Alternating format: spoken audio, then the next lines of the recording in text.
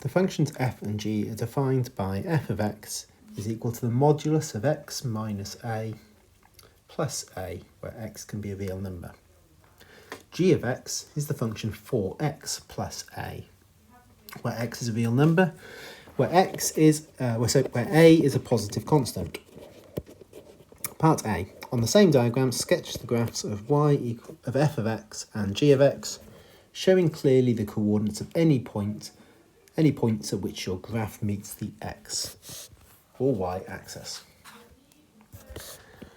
So first of all, let's draw the f of x function, because I think that's slightly more complicated. So let's do that one first.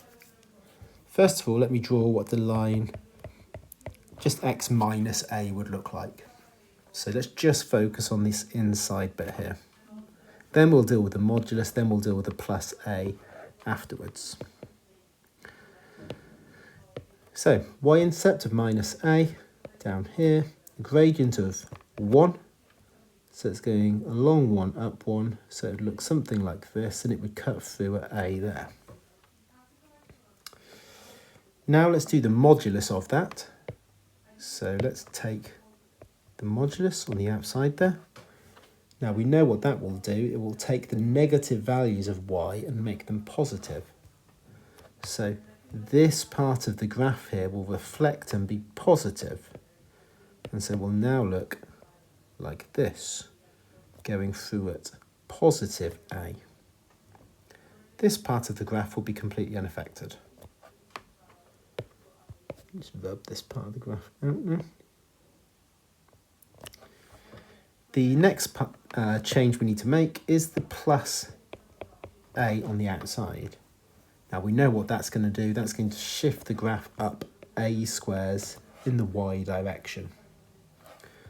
So it's now going to cut through here at 2a.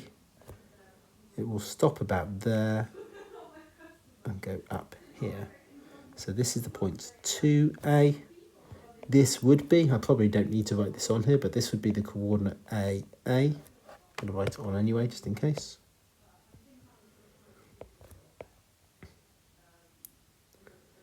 And so there we go. That is my sketch of f of x. Now let's draw g of x. Well, that's just a straight up 4x plus a. No modulus or anything involved here. So that should be more simple. We can see it's got a y-intercept of a. So y-intercept of a here.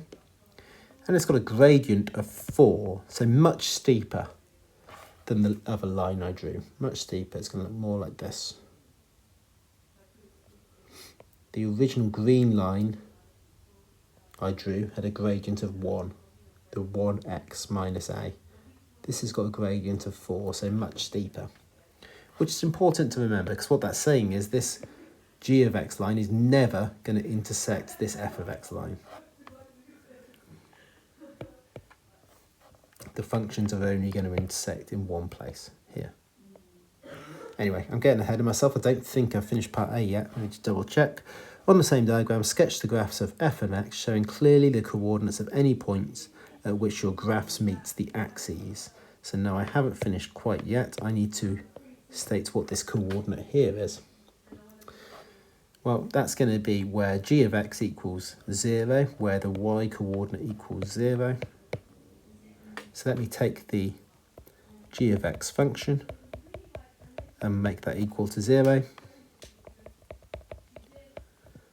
And I find that I get minus a over 4. That is the point there.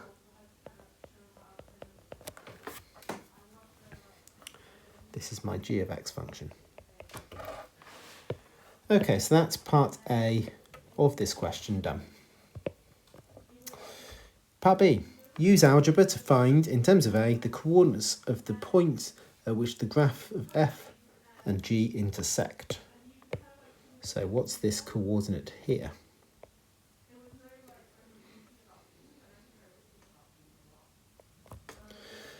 Well, I know that this part of my f of x graph, this was the bit of the graph that was reflected by the modulus.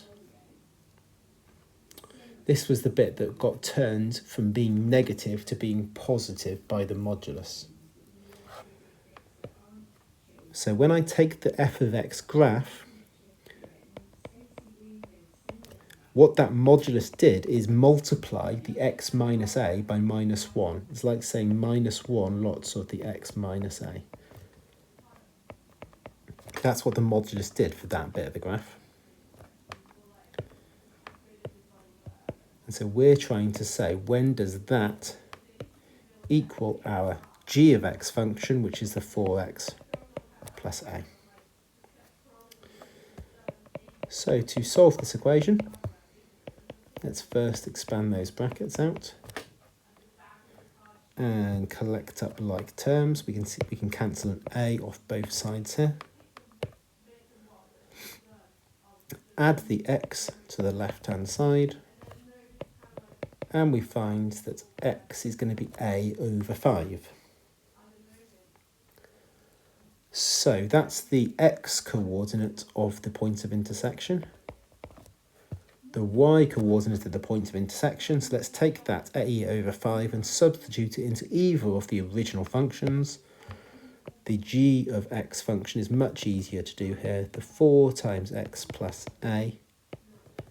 So we'll get 4 times a over 5 plus a is going to be 9a over 5.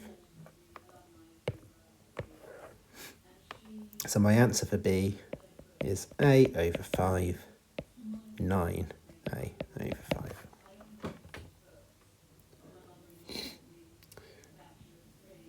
Part C.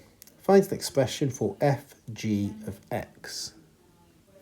So I'm taking my g of x function and I'm going to substitute it into the f function.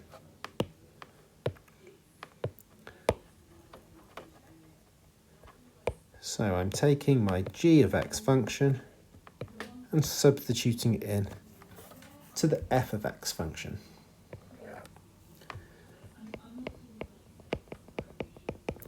So I will get the modulus of 4x plus a minus a plus a.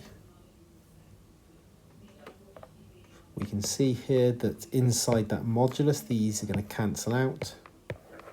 So I'll get the modulus of 4x plus a. And I think that's probably as simple as I can write my answer for part C. And then part D, solve for x in terms of a, the equation fg of x equals 3a. Well, fg of x I've just worked out as being the modulus of 4x plus a is equal to 3a. So if I take the a away from both sides, I find that the modulus of 4x is equal to 2a. If I then I can do this by a couple of ways. I think the easiest way is to say that either the 4x is going to have to equal 2a, because then I would have the modulus of 2a equals 2a if 4x equals 2a, so that works. Or the other alternative is to say that 4x equals minus 2a, because again, if I had the modulus of minus 2a, if 4x equals minus 2a, then the modulus of 2a does equal, sorry, the modulus of minus 2a does equal 2a. So 4x could either be 2a or minus 2a. So therefore, x is going to equal 2a over 4, or a over 2, or x is going to equal minus 2a over 4, or minus a over 2. So these are our two possible solutions for part D.